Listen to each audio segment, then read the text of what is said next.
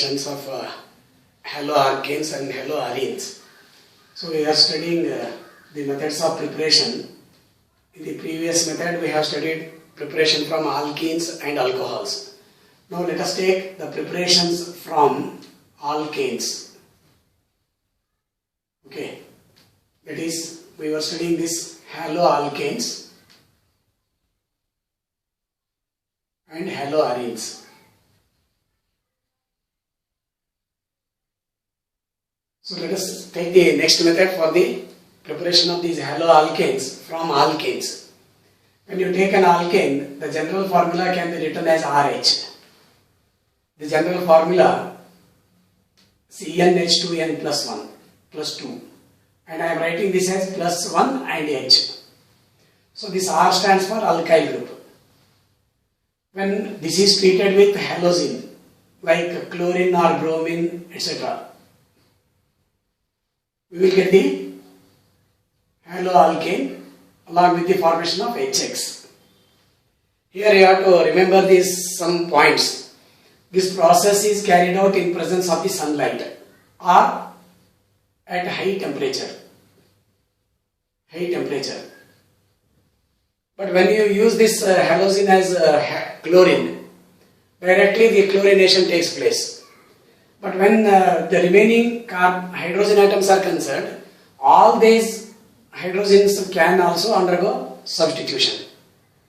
That's why it gives rise to the mixture of compounds. Let us take for example methane. When this is treated with chlorine in presence of sunlight, this actually takes place via free radical mechanism. It will give rise to methyl chloride, methylene chloride, CH2Cl2, CaHCl3, and finally gives rise to CCl4. So chlorination takes place with all the hydrogens replaced by the chlorine atoms. That's why it gives rise to mixture of these compounds. But when you are using this bromine, the reaction takes place to give rise to alkyl bromide. Here we get alkyl chloride if this chlorine is being used. If you take this iodine, since one of the product formed is hydrogen iodide, this RX plus iodine gives rise to Ri plus Hi.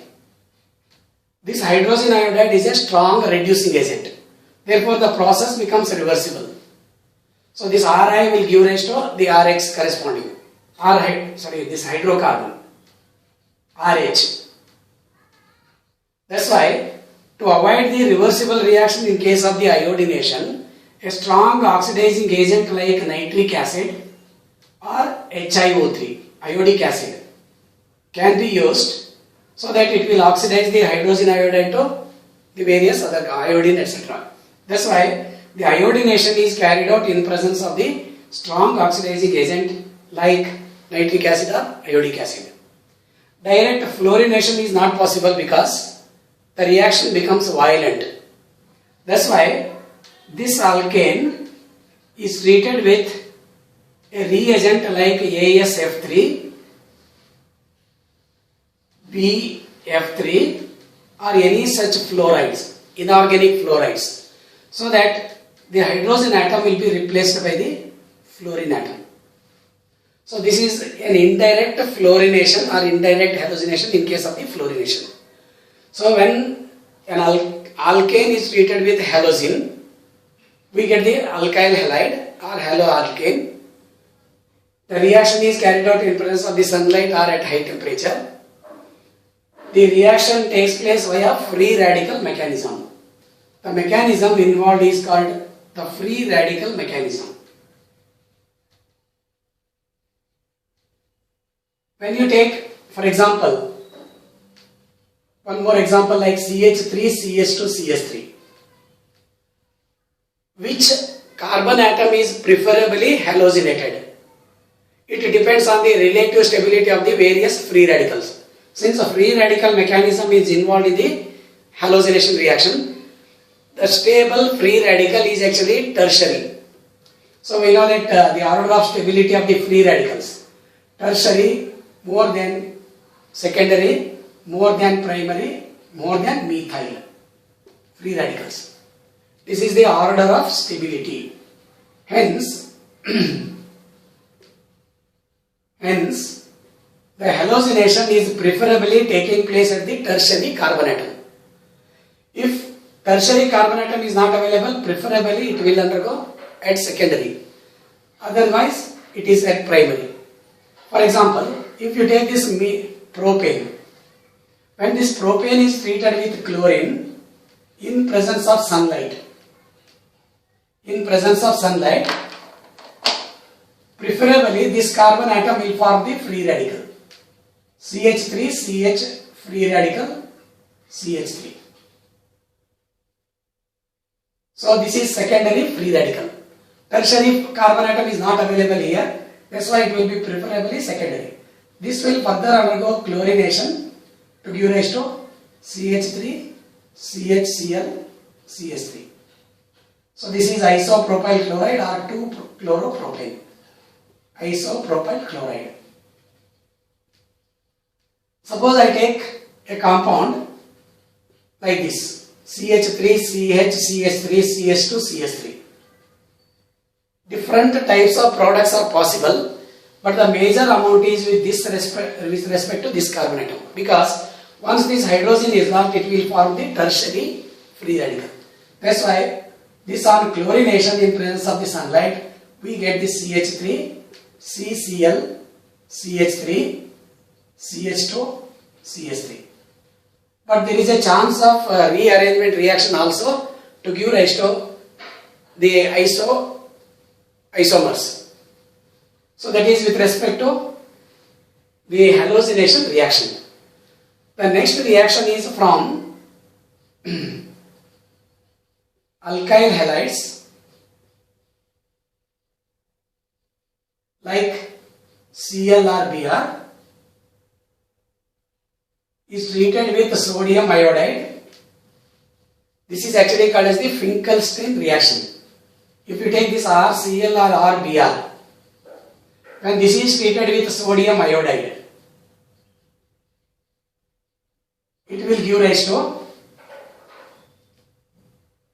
this is the reaction carried out in presence of acetone.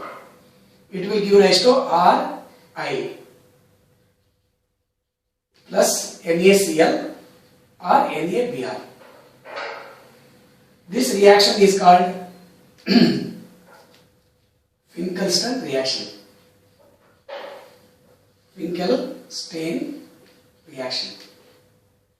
The replacement of the lower halogens like chlorine or bromine with higher iodine like fluorine, higher halogen like iodine, then it will give rise to the Ri. This type of reaction is called as the Finkelstein reaction. The next reaction is Huns-Dekker reaction. Huns-Dekker reaction.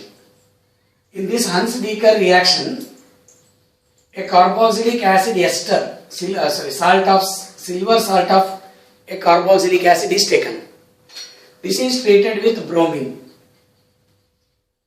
It will give rise to R with bromine atom with the elimination of carbon dioxide and formation of the silver bromide.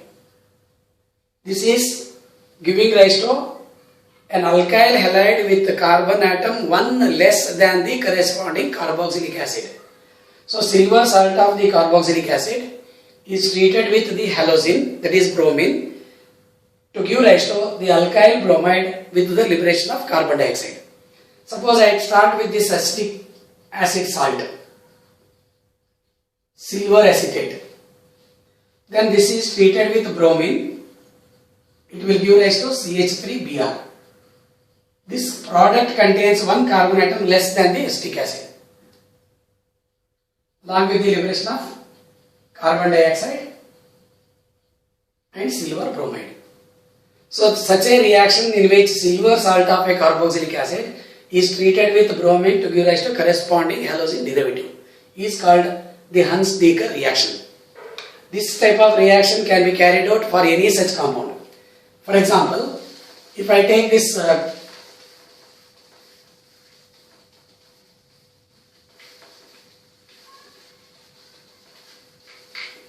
CH3, CH3, CH2, COOBr. If this is direct, sorry, COOAg. If halogenation carried out in presence of the sunlight or high temperature, preferably this carbon atom will undergo substitution. But when you treat this with bromine, it will give rise to the lower hydrocarbon containing the halogen atom. So it will give rise to CH3, CH, CH3, CH2Br along with the formation of carbon dioxide and silver bromide. So such a reaction is called as the Huns-Dekker reaction. Now let us go for the halogenation giving rise to aromatic halogenated products. That is the methods of preparation of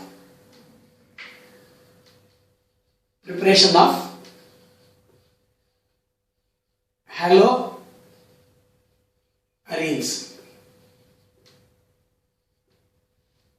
Suppose you take directly, we can use this halogenation reaction.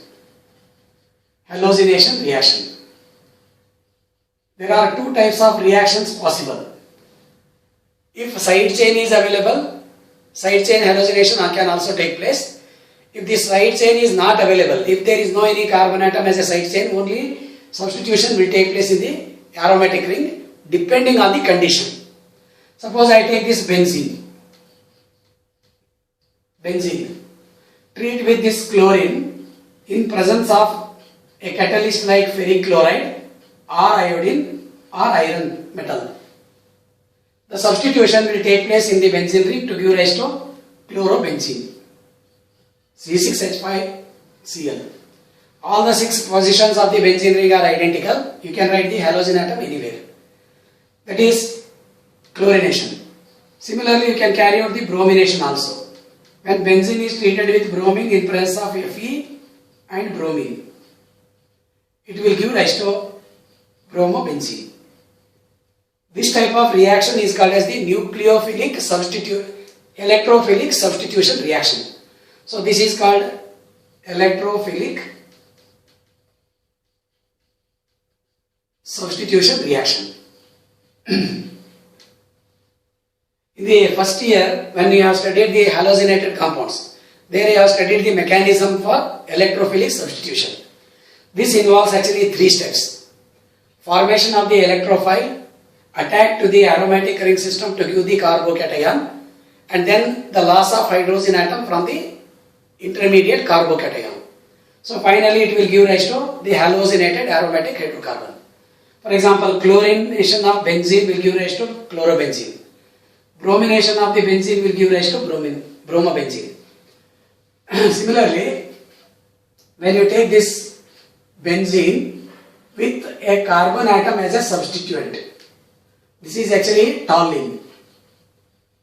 When this is treated with chlorine in presence of FeCl3, this is actually the condition for the substitution in the benzene ring itself. Electrophilic substitution in the nucleus of the benzene ring. So it will give rise to 2 products. One is called the orthochlorotoluene, the other one is parachlorotoluene. C6H5H4CH3Cl. This is ortho, this is para. Again, coming to this topic, substitution in the benzene ring depends on the group that is already present in the benzene ring. Since the CH3 group is an ortho and para orienting, it activates the benzene ring due to hyperconjugation. It will increase the activity of the benzene ring. That's why the substitution will take place in the ortho and para positions. But if it were the other group like nitro group, the substitution will take place at the meta position. But when the same toluene is subjected to substitution by using this chlorine in presence of the sunlight, toluene with chlorine in presence of the sunlight. It will give rise to the product with the side chain substitution. So at first it gives rise to C6H5CS2Cl. One hydrogen from this and one chlorine from this one is eliminated as HCl. So this compound is called as the benzyl chloride. Benzyl chloride. Further substitution under similar conditions. Again, one molecule of HCl is eliminated. It gives rise to C6H5 CHCl2. This is called benzyl chloride. Further substitution will give rise to benzo trichloride. CCl3 benzo trichloride. Under same condition, that is chlorine in presence of sunlight. Just observe the difference between these two. This is electrophilic substitution. This is free radical substitution. Electrophilic substitution will take place in the benzene ring, that is nucleus of the benzene ring. While the substitution in the side chain takes place, that's why it is called as the side chain substitution. So depending on the requirement, we can carry out the substitutions to get the halogenated derivative. Suppose you have another example. Suppose you take this C6H5CH2CS3, ethyl benzene. Ethyl benzene. In this case, the substitution will give rise to different products possible. If you carry out the substitution in presence of the halogen carrier like FeCl3, again it will give rise to ortho and para substituted. But when the chlorination is carried out in presence of the sunlight, again substitution will take place in the side chain. But it is preferably the carbon atom near or directly attached to the benzene ring will undergo substitution, because this is a free radical mechanism. The first step that is involved is formation of the free radical, like this, CH free radical with CH3. Since this is more stabilized due to hyperconjugation or resonance effect, this is more easily formed, more stable, more easily formed. So this will be reacting with chlorine to give rise to C6H5 CHCl This is named as 1-chloro, 1-phenyl ethane. So if you write this in the form of C6H5 CHCl CH3, this is the first carbon atom that contains both the phenyl group as well as the halogen atom. But alphabetically chloro comes first. That's why it is 1-chloro, 1-phenyl ethane. That is the product. Similarly, whatever may be the long chain. Say for example, CH2, CH2, CH3. Again the chlorination will take place at this position. So it gives rise to 1-chloro, 1-phenyl propane. So we can write the product Cl2 in presence of sunlight to give rise to CHCl, CH2, CH3. 1-chloro, 1-phenyl propane.